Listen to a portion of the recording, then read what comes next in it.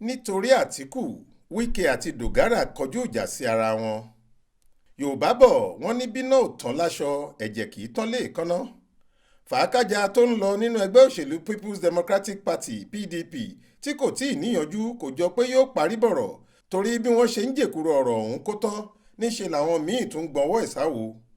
Lọ́jọ́ ajé Monday ọjọ́ 5 oṣù kejìlá yìí àwọn èèkàn olóṣèlú méjì míì olórí ilé ìgbìmọ̀ aṣojúṣòfin ilẹ̀ wa tẹ́lẹ̀ Yakubu Dogara tó ṣojú àwọn èèyàn ẹkùn ìdìbò Bogoro àti Tafawa Balewa nípínlẹ̀ Bauchi lábẹ́ ẹgbẹ́ òṣèlú All Progressives Congress nígbà yẹn àti gómìnà ìpínlẹ̀ Rivers Barrister Nyesom Wike tún sọ̀kò ọ̀rọ̀ síra wọn omi ọkà sì fẹ́rẹ̀ domi ìwẹ̀ mọ́ wọn lọ́wọ́ bẹ́ẹ̀ gbogbo ẹ̀ kò sé lórí àtìlẹ́yìn fún olùdíje fúnpò ààrẹ lẹ́gbẹ́ òṣèlú náà Atiku Abubakar. Ṣé ọ̀rọ̀ gbogbo kìí ṣe lórí alábàáhùn? Ọ̀dọ̀ gómìnà ìpínlẹ̀ Rivers lọ̀rọ̀ ọ̀hún ti bẹ̀rẹ̀. Ṣáájú lọ́jọ́ Friday ọjọ́ 2 oṣù kejìlá ní Dogara àtàwọn alátìlẹyìn rẹ̀ ti fohùn sílẹ̀ pé àwọn máa kẹ́rù àwọn kúrò lẹ́gbẹ́ APC. Wọ́n ní ìṣèjọba APC kò tẹ́ àwọn lọ́rùn, àwọn sì máa darapọ̀ mọ́ PDP. Dogara tún ní Atiku Abubakar lòun máa tìlẹ́yìn fúnpò ààrẹ lọ́dún 2023.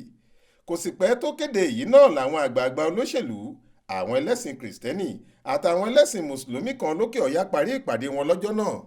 Dogara yìí wà níbẹ̀ tí gbogbo wọn fi sọ pé Atiku làwọn ń bá lọ o torí yíyan ẹlẹ́sìn kan náà sípò ààrẹ àti igbákejì ààrẹ èyí tí APC ń bá kiri yìí kò tẹ́ àwọn lọ́rùn.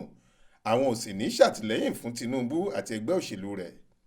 Tẹ́ ò bá gbàgbé ẹgbẹ́ òṣèlú PDP yìí náà ni Dogara ti wà tẹ́lẹ̀ ìyẹn lẹ́yìn tó kúrò nínú APC tó sì ti parí sáà ọdún 4 tó fi ṣe olórí àwọn aṣojúṣòfin.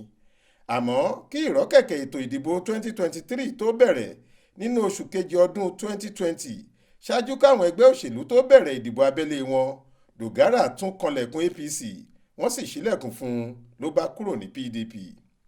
Ìrìn àjò jẹnílé orò jẹnílé eégún yìí àti bí Dogara ṣe l'Atiku lòun máa sọ̀pọ́ọ̀tì ni gómìnà Wike sọ̀rọ̀ nípa ẹ̀ lọ́jọ́ Monday tó kọjá lásìkò ayẹyẹ ṣíṣí ọ̀nà Indorama sí Àgbọ̀nṣìà dé Ọ̀gàlè sí Èbùbù tíjọba rẹ̀ ṣẹ̀ṣẹ̀ parí nípínlẹ̀ Rivers.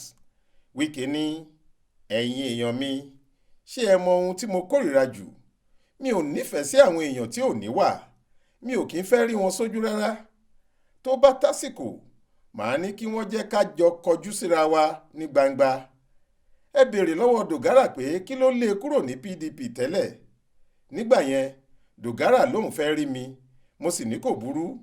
Èmi ò mọ̀ pé àwáwí kan ló fẹ́ ṣe fún mi. Èmi ń retí ẹ̀ ní Rivers. Àfi bí mo ṣe ń wo Dogara lórí tẹlifíṣàn lọ́jọ́ náà níbi tí ààrẹ Muhammadu Buhari ti ń kí káàbọ̀ sínú ẹgbẹ́ APC mo ní ha. Ó dáa kò sí ṣòro.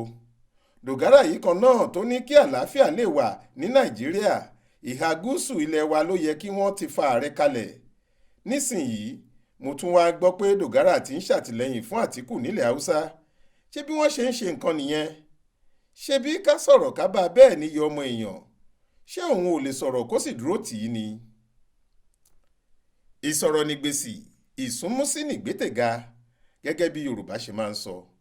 Ọ̀rọ̀ tí Wike sọ sí Dogara yìí kàn án lára. Ẹni tó bá sì sọ̀kò sórùlé tọ̀hún fẹ́ gbóhùn onílé ni. Dogara náà fèsì padà. Kò tiẹ̀ jẹ́ kọ́rọ̀ náà tutù rárá tó fi fèsì. Lọ́jọ́ Monday kan náà ló gba orí ẹ̀rọ ayélujára lọ. Lórí ìkànnì Twitter rẹ̀ ló ti ju bọ́ǹbù ọ̀rọ̀ lu Wike bó tiẹ̀ jẹ́ pé ó tún dọ́gbọ́n fẹ́ atẹ́gùn sí ọ̀rọ̀ tó ń yọrùkú lálá ọ̀hún.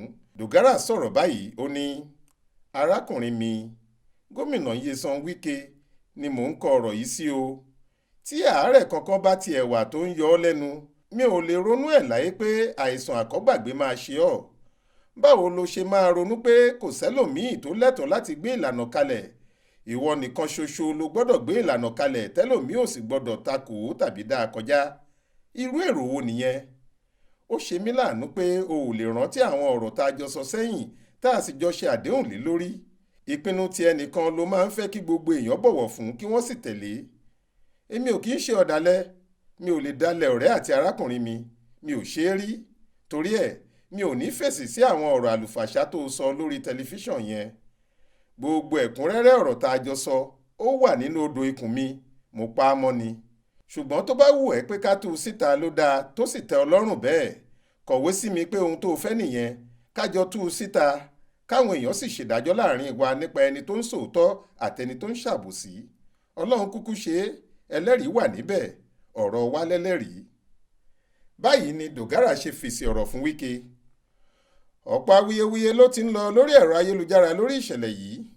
Báwọn èèyàn kan ṣe ń sọ pé kí Dogara má tiẹ̀ yọ ara ẹ̀ lẹ́nu mọ́ láti fún Wike lésì tí wọ́n ní ìpàkọ́ ògbóṣùtì ni kó fi ọ̀rọ̀ Wike ṣe, àti pé kí Wike tó mọ inú odó tóun ń da ọ̀run lásì ó dẹ̀yìn ìdìbò 2023. Bẹ́ẹ̀ làwọn míì ń bú Dogara. Wọ́n ní bó bá tiẹ̀ fẹ́ fẹgbẹ́ APC sílẹ̀ kì í ṣe ẹ̀yìn Atiku ló yẹ kó wà. Síbẹ̀ àwọn míì sọ pé ọ̀rọ̀ àwọn olóṣèlú ṣòro dá sí torí ọ̀kan náà ni gbogbo wọn. Wọ́n ní àlùwàlà ológbò ní gbogbo wọn ń ṣe, ọgbọ́n àti kẹrànjẹ lásán ni, àti pé kálukú wọn ló ti mọbi tóun ń lọ. Faith Adébọ́lá ló ṣàkójọpọ̀ ròyìn yìí fún iléeṣẹ́ tẹlifíṣàn Aláròye online.